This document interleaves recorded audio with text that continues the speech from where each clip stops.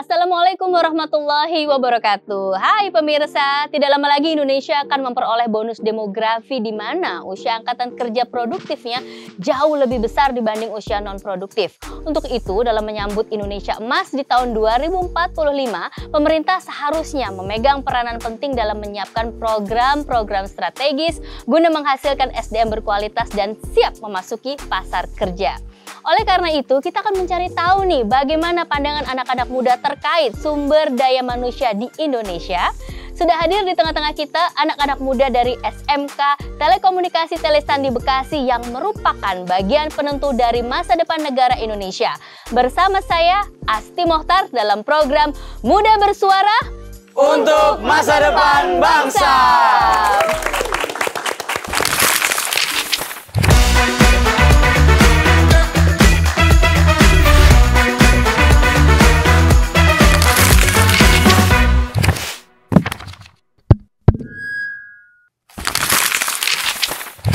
Biasa, untuk lebih saling mengenal satu dengan yang lain, kita akan berkenalan terlebih dahulu dengan teman-teman kita yang ada di sini. Yuk, langsung yang ada di sebelah Asti, siapa? Silakan. Halo, nama saya Syahril Sabirin Subagya dari jurusan Telekomunikasi Telesandi Bekasi. Halo, perkenalkan nama saya Abram Lahir Noval Nenggolan dari kelas 12 Teknik Telekomunikasi Telesandi Bekasi, dipanggil Abram. Halo, nama saya Meizi Nurul Huda, saya dari kelas 12 Multimedia 2 SMK Telekomunikasi Telesandi Bekasi.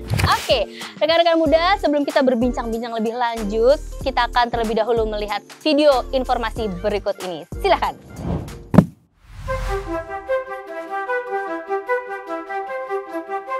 Keanekaragaman budaya dan alam juga menyimpan kekayaan yang tak ternilai dalam bentuk sumber daya manusia. Di tengah gemerlapnya modernisasi, Indonesia menemukan daya dorongnya dari jutaan jiwa yang menyusun mozaik sosial ekonomi negara Indonesia. Sumber daya manusia Indonesia dengan segala perbedaannya membentuk kekuatan utama dalam memandu bangsa ini ke masa depan. Rekrutmen bukan hanya sekedar pencarian individu untuk mengisi posisi kosong, tetapi juga sebuah investasi pada masa depan perusahaan dan pembangunan sumber daya manusia yang unggul. Namun tantangan juga menghadang kesenjangan sosial, akses pendidikan, dan isu-isu ketenagakerjaan perlu diatasi bersama. Hanya dengan kolaborasi dan dukungan bersama, sumber daya manusia Indonesia dapat mencapai potensi sepenuhnya. Semoga di tengah berbagai tantangan, rekrutmen di Indonesia dapat menjadi mesin penggerak kemajuan, membangun jembatan antara talenta dan peluang, menciptakan lingkungan kerja yang dinamis, dan membuka pintu bagi perkembangan karir yang lebih baik.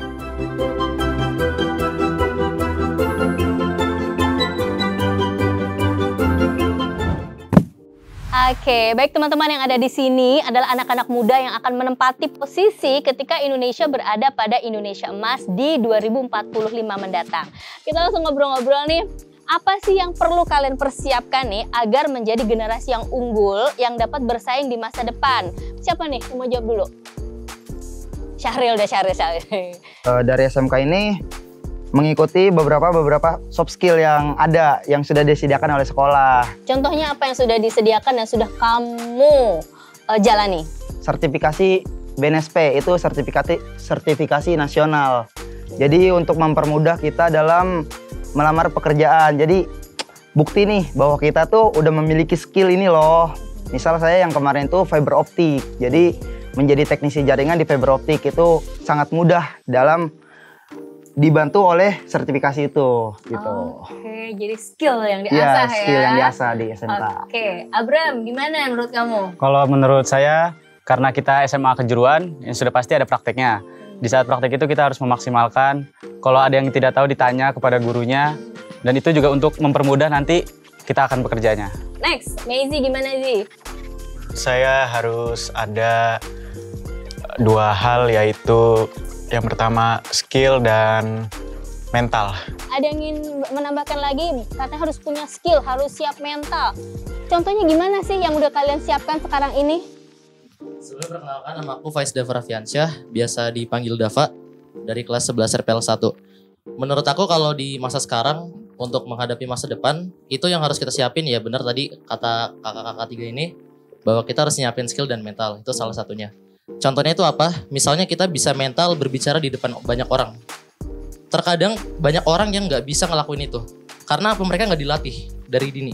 Nah, persiapan yang baik adalah ketika kita udah dari kecil itu dilatih buat bisa berbicara dengan fasih di depan banyak orang.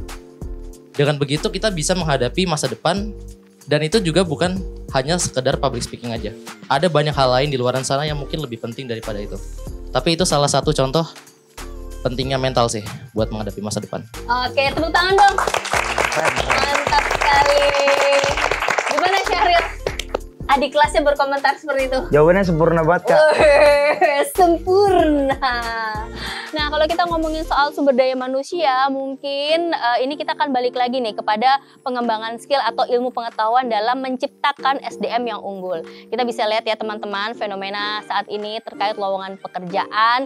Teman-teman pasti udah aware banget bahwa sekarang ini zamannya udah sangat berbeda. Budaya atau bahkan keinginan dari para perusahaan untuk cari yang bisa kerja tuh spesifikasinya udah sangat beragam. Harus dituntut multitasking, bahkan ini ada fun fact yang dilansir dari LinkedIn bahwa ada syarat loker ini harus bisa pargoy dulu. Waduh, so kekinian sekali nih persyaratannya ya. Gimana nih teman-teman, setuju nggak kalau misalnya ada perusahaan yang spesifikasinya tuh aneh-aneh? Contoh kayak tadi Asti bilang harus bisa pargoy. Nah, Asti ingin tahu gimana sih kalian ini melihat fenomena rekrutmen seperti itu? Tanggapannya tuh bagaimana? Menurut saya sih ya setuju nggak setuju sih 50-50. Karena kayak kalau nggak setujunya tuh kayak kalau tidak sama dengan apa yang harus dicari itu tidak perlu. Tapi kalau setuju mungkin hanya untuk buat senang-senang biar nggak terlalu monoton cara rekrutmennya, seperti itu sih. Syahril ada mau tambahin nggak? Aneh banget sih. Kamu aja bisa bilang aneh ya? Iya, kenapa perusahaan ada yang memiliki persyaratan harus pargoy dulu gitu? Ya mungkin bisa aja perusahaan rugi.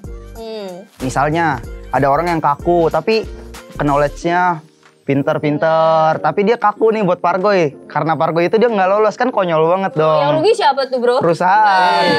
Yes. Karena kehilangan orang karena persyaratan yang konyol itu yang nggak ada gunanya untuk pekerjaan. Nah, sekarang menurut teman-teman nih, misalkan kalian yang punya perusahaan. Kalau tadi kan aku minta kamu berbicara kepada perusahaan. Sekarang you own the company gitu ceritanya ya. Kira-kira skill apa yang paling penting?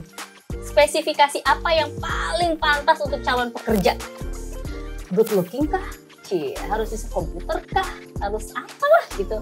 Bram, gimana Bram? Kalau menurut saya sih paling penting saat ini public speaking. Ya, yang tadi dibilang di forum, karena belum tentu semua orang itu bisa kuat mental lah ngomong di depan banyak orang. Nah, public speaking yang soft skill ya. Maizy, gimana Maizy? Kalau menurut saya, balik lagi ke perusahaan itu sendiri,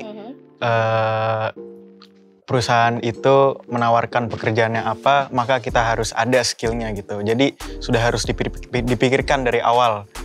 Oke, jadi sebelum mencari juga perusahaannya, kita harus tahu dulu ya terlebih dahulu nih keunggulan kita tuh apa sih, gitu kan?